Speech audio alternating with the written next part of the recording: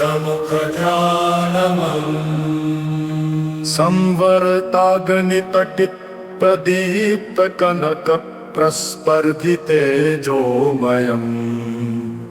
गम्भीरध्वनिमिश्रितोग्रदहन प्रोद्भासिताम्राधरम्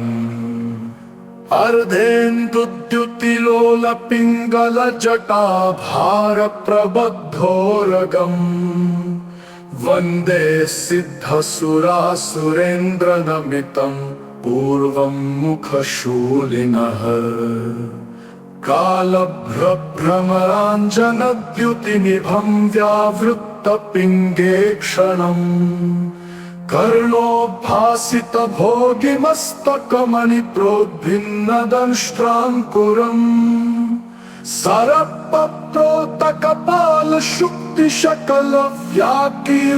सरपप्रोतकपालशुक्तिशकलव्याकीर्णसञ्चारगम् वन्दे दक्षिणमीश्वरस्य कुटिलभ्रूभङ्गरौद्रं मुखम् प्रालेयाचलचन्द्रकुन्दधवलं गोक्षीरफेनप्रभम्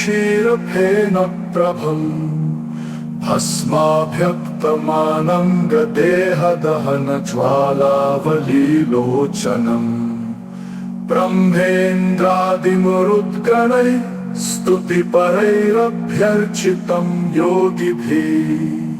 वन्देऽहं सकलं कलङ्करहितं स्थानोन्मुखं पश्चिमं गौरं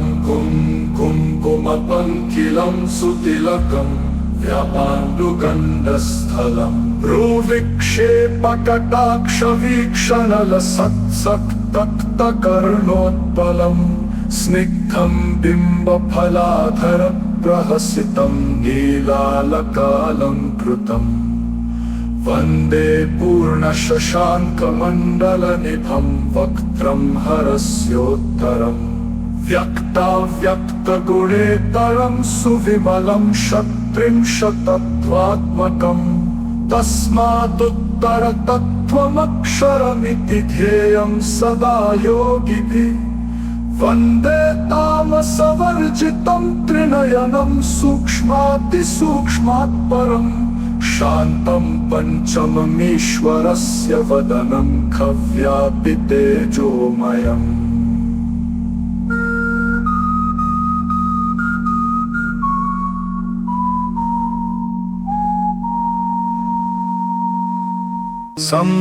संवर्ताग्नितटित प्रदीप्त कनक प्रस्पर्धितेजोमयम् गम्भीरध्वनिमिश्रितोग्रदहन प्रोद्भासिताम्राधरम्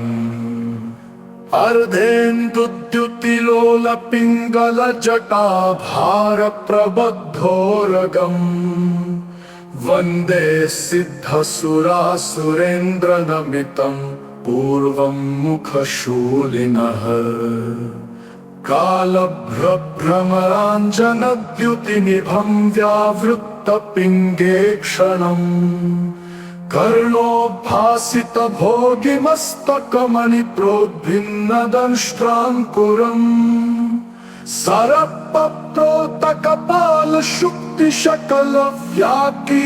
सरपप्रोतकपालशुक्तिशकलव्याकीर्णसञ्चारगम् वन्दे दक्षिणमीश्वरस्य कुटिलभ्रूभङ्गरौद्रं मुखम् प्रालेयाचलचन्द्रकुन्दधवलं गोक्षीरफेनप्रभम्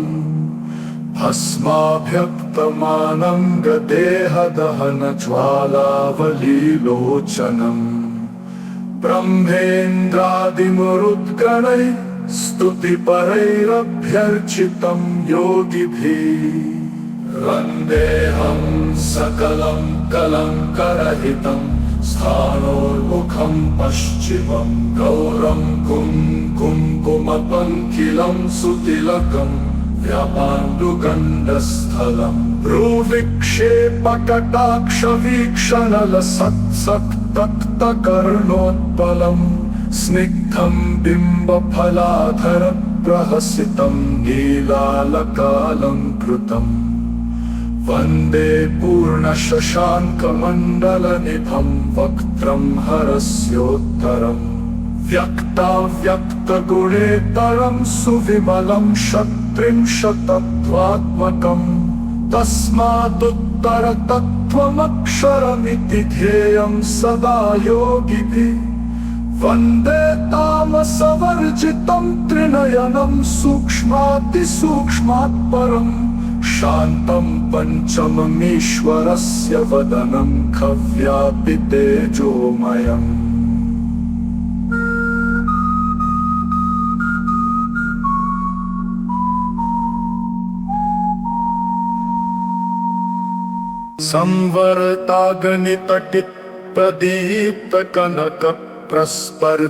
संवर्ताग्नितटिप्रदीप्तकनकप्रस्पर्धितेजोमयम् गम्भीरध्वनिमिश्रितो ग्रदहन प्रोद्भासिताम्राधरम् अर्धेन्दुद्युतिलोलपिङ्गलजटाभारप्रबद्धोरगम् वन्दे सिद्धसुरासुरेन्द्रनमितं पूर्वं मुखशूलिनः कालभ्रभ्रमराञ्जनद्युतिनिभं व्यावृत्तपिङ्गेक्षणम् कर्णोद्भासितभोगिमस्तकमणिप्रोद्भिन्नदंष्ट्राङ्कुरम्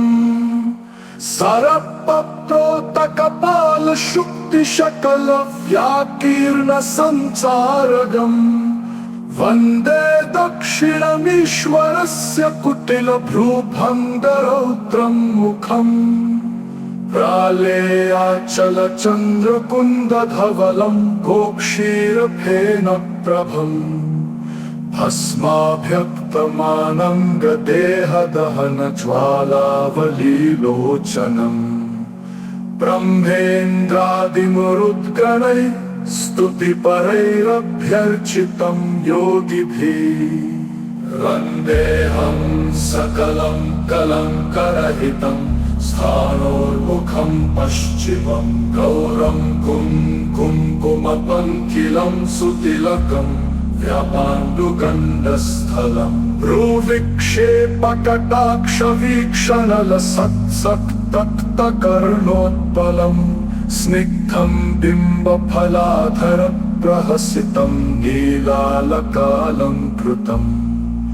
वन्दे पूर्णशशाङ्कमण्डलनिभं वक्त्रं हरस्योत्तरम् व्यक्ताव्यक्तगुणेतरं सुविमलं षट्त्रिंशत्तत्त्वात्मकम् तस्मादुत्तरतत्त्वमक्षरमिति ध्येयं सदा योगिभिः वन्दे तामसवर्जितं त्रिनयनं सूक्ष्मातिसूक्ष्मात् परम् शान्तं पञ्चममीश्वरस्य वदनं खव्यापि तेजोमयम्